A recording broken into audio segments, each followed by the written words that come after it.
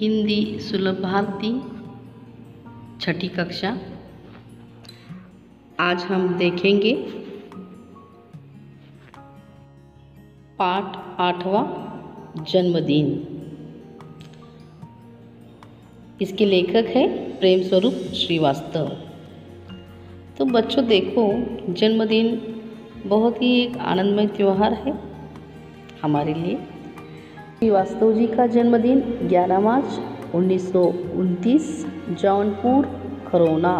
इनकी रचनाएं देखिए, विविध बाल कहानियाँ हैं, बाल नाटक, लेखक, रूपक आदि। अब इनका परिचय देखिए। आप पिछले 6 दशकों से साहित्य सृजन से संलग्न है।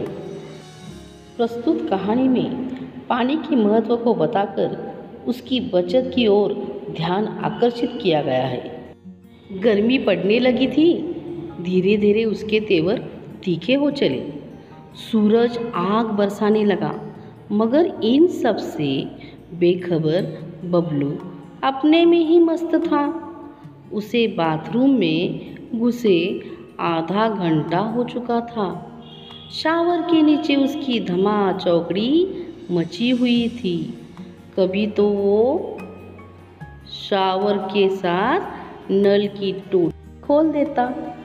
अंत में माँ को ही चिल्लाना पड़ा, बबलू क्यों इस तरह पानी बर्बाद कर रहे हो?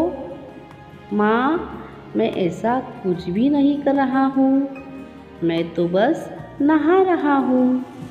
इस गर्मी में मेरा मन तो करता है कि घंटों नहाता रहूं, बबलू बोला।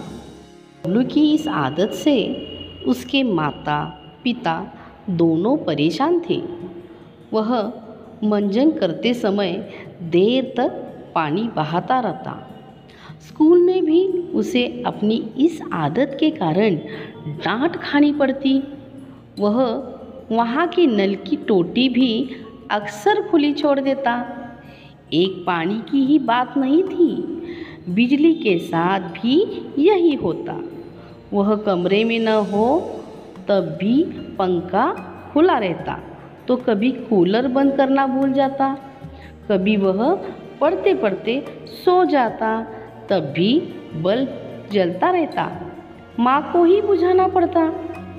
पानी हो या बिजली, यानी कि ऊर्जा, दोनों का भंडार सीमित है। दुनिया के सभी लोग ऐसा करने लगे तो क्या होगा? नहाना वहाना तो दूर, लोग एक घूंट पानी के लिए तरसेंगे। लेकिन यह बात बबलू के समझ में बिल्कुल नहीं आती। माँ और पापा दोनों ही उसके सुधार लाना चाहते थे, पर उन्हें कोई उपाय नहीं सूझ रहा था। उस दिन शीला मौसी की बेटी पूजा का जन्मदिन था। उन्होंने सबको खाने पर बुलाया था। शाम को सब उनके यहाँ पहुँच गए, पर बबलू को वहाँ पसरा सन्नाटा देख बड़ा आश्चर्य हुआ। मेज़ पर भोजन लगा हुआ था, गुब्बारे और रंगीन झालर भी सजे हुए थे, पर कमरे में बिजली की रोशनी नहीं थी। कूलर और पंखा भी नहीं चल रहे थे। केवल 1-2 मोमबत्तियाँ का धीमा प्रकाश फैला हुआ था। सब गर्मी से परेशान नजर आ रहे थे। शीला मौसी ने बताया, गर्मी बढ़ जाने से बाहर तमाम जगहों पर बिजली का भार बढ़ गया है। इसलिए कंपनी ने अपने यहाँ भी आज से कटौती शुरू कर दी है। आज कॉलोनी के इस ब्लॉक में कटौती हुई है, फिर बारी बारी दूसरे ब्लॉकों में कटौती करेंगे। इससे क्या, हम पूजा का जन्मदिन तो हंसी खुशी से मनाएंगे ही। फिर पूजा की माँ ने आरती उतारी और मिठाइयाँ बाँटी। हैप्पी बर्थडे के बोल सभी के मुंह से निकल पड़े। धमा चौकड़ी के बीच बच्चों ने गुब्बारे फोड़े। सभी गुब्बारे और ट्रॉफियों पर टूट पड़े। के लिए सब गर्मी की परेशानी भी भूल गए। कुछ देर बाद शीला मौसी बोली, अच्छा बच्चों, अब धमा चौकड़ी बंद करो, सबका खाना लग गया है, आओ जल्दी करो। सब खाने की मेज़ पर पहुंच गए। इस बीच बबलू को बहुत ज़ोरों से प्यास लगी, मगर शायद पानी न होने से सभी के गिलास आधे ही भरे हुए थे। बबलू एक घूंट में ही सारा पानी गटक गया, पर इससे उसकी प्यास नहीं बुझी। फिर भी वह खाने में जुट गया। 2-4 कौर भीतर जाते ही उसकी प्यास और भड़क उठी। वह प्यास से बेचैन हो उठा। गर्मी अलग परेशान कर ही रही थी। वह पानी पानी चिल्लाने लगा, लेकिन पानी का जग खाली पड़ा था। शीला मौसी मुंह बनाकर बोली, क्या बताऊं बेटे, इस ब्लॉक की पानी की टंकी की सफाई हो रही है। कोई बात नहीं बच्चों, अच्छा बुरा तो होता ही रहता है। तुम लोग खाना खाओ, अड़ोस पड़ोस में देखते हैं, कहीं ना कहीं से पानी तो मिल ही जाएगा। लेकिन इस आश्वासन से बबलू को कोई राहत नहीं मिली। प्यास से उसका गला सूख रहा था। खाने का एक कौर भी गले से नीचे नहीं उतर रहा था। वह प्यास से छटपटाने लगा।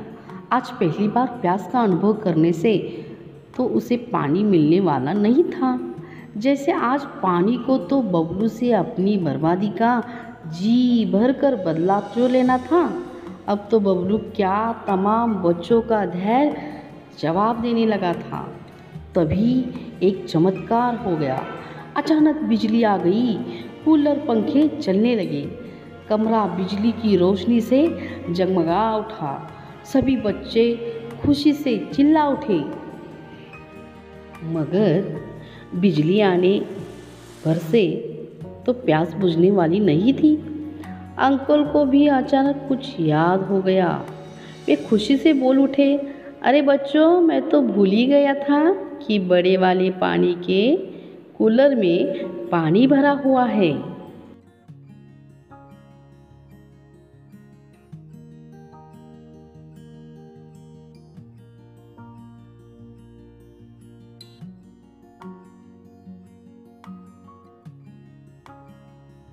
पहले ही पल वहाँ का दृश्य बदल गया। कमरा ठंडी हवा से भर उठा। बच्चे बड़े सब ठंडे पानी के साथ चटपटे भोजन का स्वाद लेने लगे। बबलू की तो पाँछें खेल उठी। चलने से पहले शीला मौसी और माँ एक दूसरे को देख कुछ मुस्कुराए।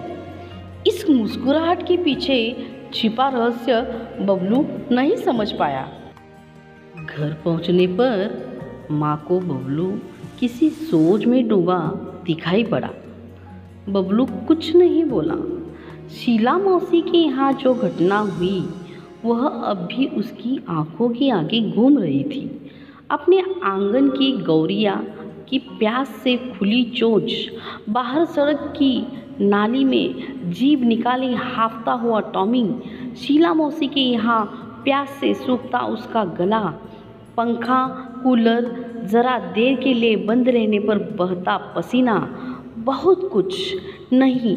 अब वह ऐसा कुछ भी नहीं करेगा।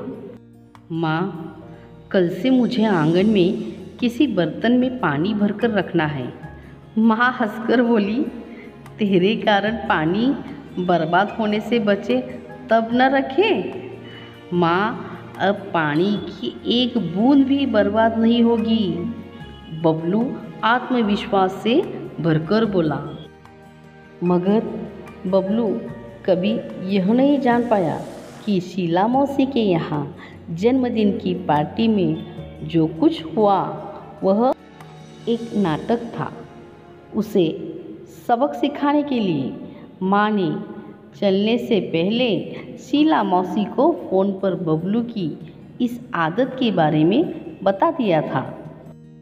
शीला मौसी ने भी कुछ करने का भरोसा दिया था। उन्होंने यही नाटक किया जो कि पूरी तरह कामयाब रहा।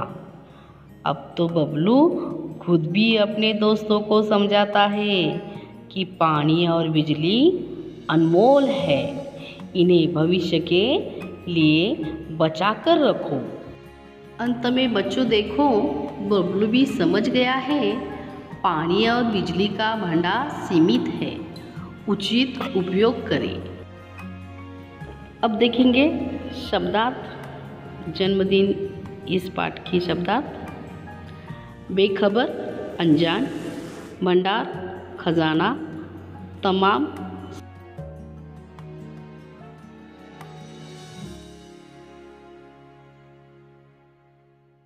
सभी, आश्वासन, सांत्वना, भरोसा, विश्वास, बर्बाद, नाश, पसरा, फैला हुआ, कटौती, काटना, राहत, चैन, कामयाब, सफल, अक्सर, प्रायः, सन्नाटा, गहन शांति, गटकना, निगलना, छटपटना, व्याकुल होना। अब देखते हैं मुहावरे। धमा चौकड़ी मचाना, धूम मचाना, भड़क उठना और बढ़ जाना, तेवर तीखे होना, गुस्सा होना, बाछे खिलना, प्रसन्न होना।